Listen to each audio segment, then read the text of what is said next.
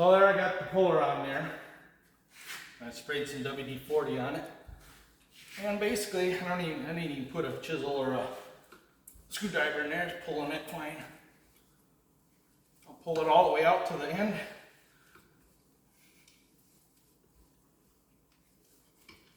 Wrestle the wheel back on.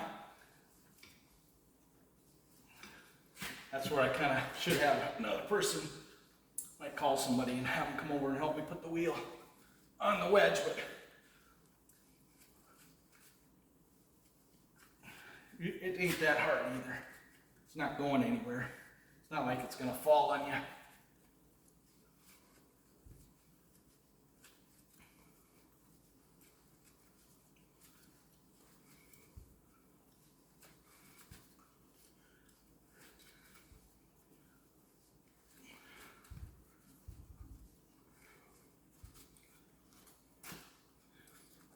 Pause it till I get there. Okay, I got it pulled out to the end there. I had a couple interruptions, but so oops.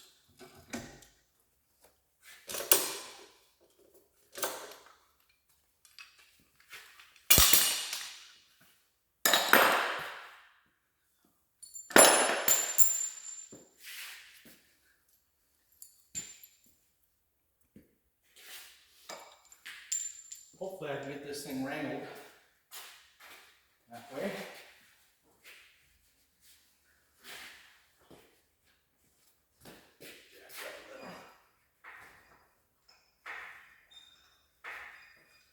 Should almost have help.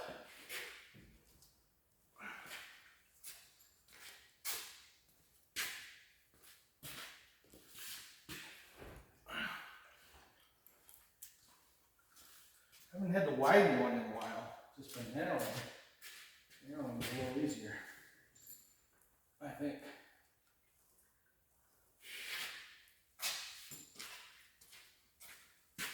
If you push the wheel that way, and then drive the wedge kind of partly into it, and you're kind of halfway home. I think I gotta lower it a little bit.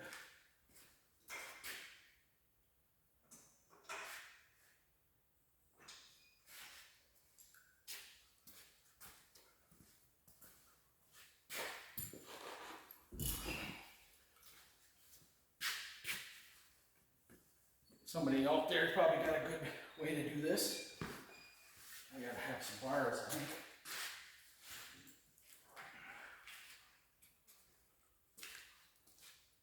There's a keyway you gotta keep lined up too. Which it is. Let me pause and get some bars or something, or help. Okay, one mistake I made. I forgot about doing it, but I remembered suddenly. Put the keyway, this keyway, right there, towards the top. It just makes it slide on. You're not slipping off that keyway. Makes it go a lot better. So for me to move it there, it kept wanting to slip off, so I had to find a long bolt to grab it, keep it from slipping off. Now I think pretty close to grabbing the thread here, you know. And when you pull it on, this hub won't move. This wedge. The wedge won't move. This hub will pull onto it as long as you got the weight off the tractor. Or, you know, got the tire barely touching the ground.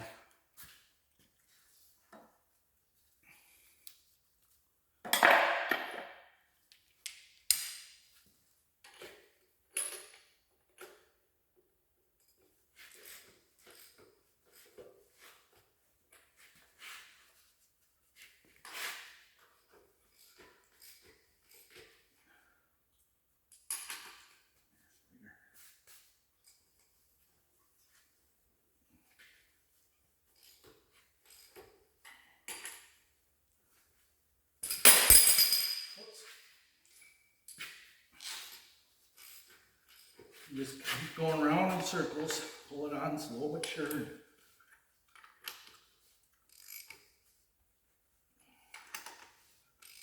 Might have to jack it up a little bit or lower it down a little. I think this is about right though. And then the key sometimes will slide back there. It's in the right spot now. Sometimes it'll slide back and I gotta get a hammer back there and tap the key into place before we get too far here. I can tap it a 1/4 inch.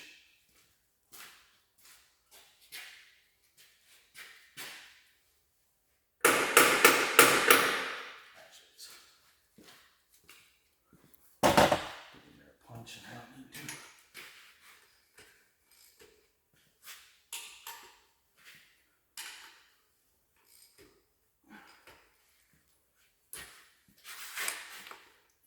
I had the door open here and I let all the flies in. This is fly free. I went and did that. Oh, they're starting to buzz me.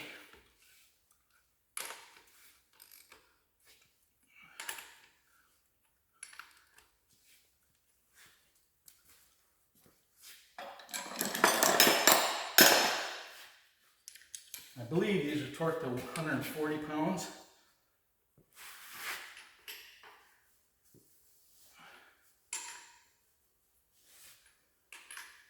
But I'll have to look. I got the book somewhere. No wonder the manual will tell you what that says. These are grade 8 bolts. Coarse thread.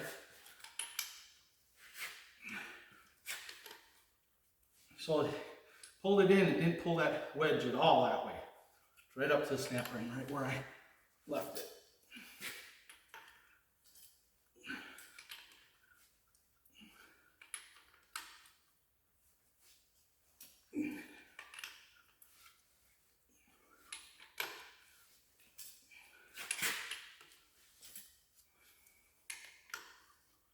You keep going around, whoops, round and round, and eventually they'll all get tight. That's how it is. I'll go around and torque it. I'm going to check it for roundness too if I have to do any adjustment on these bolts. I don't know why there's 2 that are long. These 2 are long. Must have been replaced or something. Okay, so that's between this video and the one prior, that should be pretty evident. I think what's going on. I just got to do some final torques here. This is where I've jacked it. So it was like this side. Not much clearance to go for. I used it for planting. What I'd like to do is keep this one for planting. I'd like to add air conditioning to it, so don't have the air conditioner. And then, I don't know, use my 7050 for baling, or I got a 190 XT down at my dad's in his shop. I've had a part for years. I never put it back together. Just the engine. Because the front timing cover was busted for some reason. So I started to take it apart. I never got to it. Got back to it, and being down there was kind of out of the way. Kind of out of sight, out of mind. But I'd like to have air conditioning on this, and I'd like to have another one for planting with air conditioning. That's why I say a 7010 would be, or 7000 would be perfect. All right, that's all I got.